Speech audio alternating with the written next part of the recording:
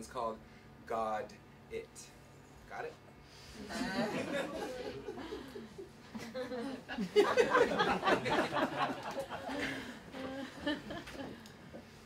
I don't see harmony.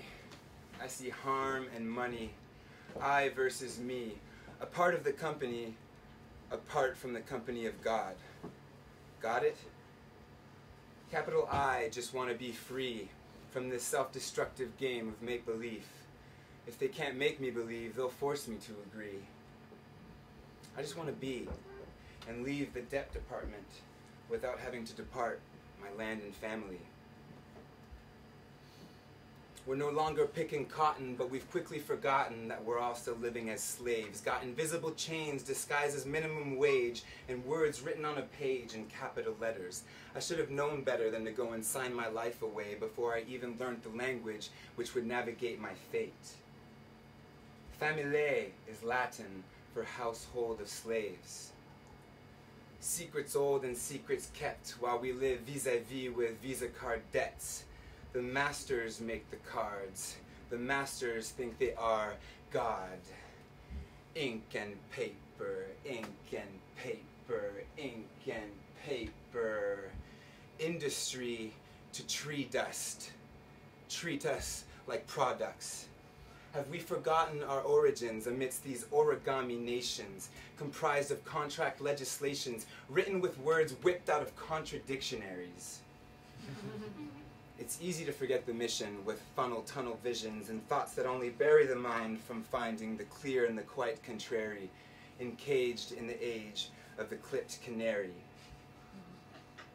Self-assigned stories defined man's rivals and prescribed proper survival with the arrival of the printing press. Forget your guess, this one is best. Here's your bib, your Bible. Buy Bell, buy the beautiful. World's #1 selling book is bound to be meaningful. But history is only his story. What about hers?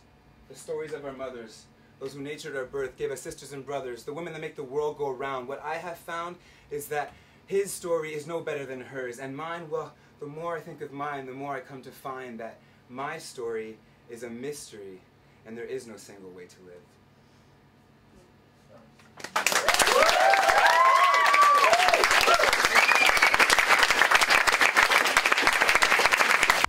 This one's called Overstand. In order to understand God, we'd have to overstand God. And until then, I recommend that we drop the pen when trying to construct these truths called facts. We are all children born to the same mystery, despite how many times one has spun around the sun or what one has read from the dead or the educated. Our instincts should be emulated, not folded and molded by the ruled and regulated. The magic exists in the infinite, not these insignificant dollar distractions and plastic attractions given by the given, not learned by the living, earned through passionate hard work. What do you live for? The love, the hate, the moods, the foods, the bait, the chase, the fame, the shame, the friends, the fucks, the family, the money, the loss, the luck, the sad, the funny, the taste, the touch, the sunsets and sunrises to your minus Y soundtrack of imaginable waves.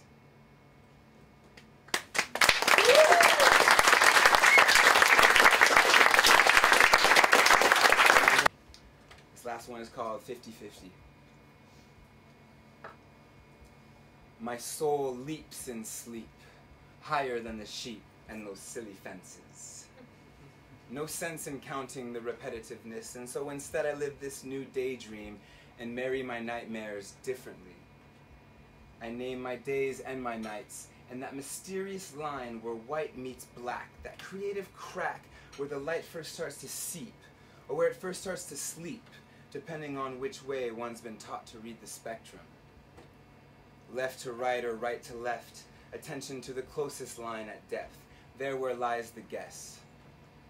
50-50, probably the oddest probability when one has to be right and the other is left wronged, prolonged to the wrong impression.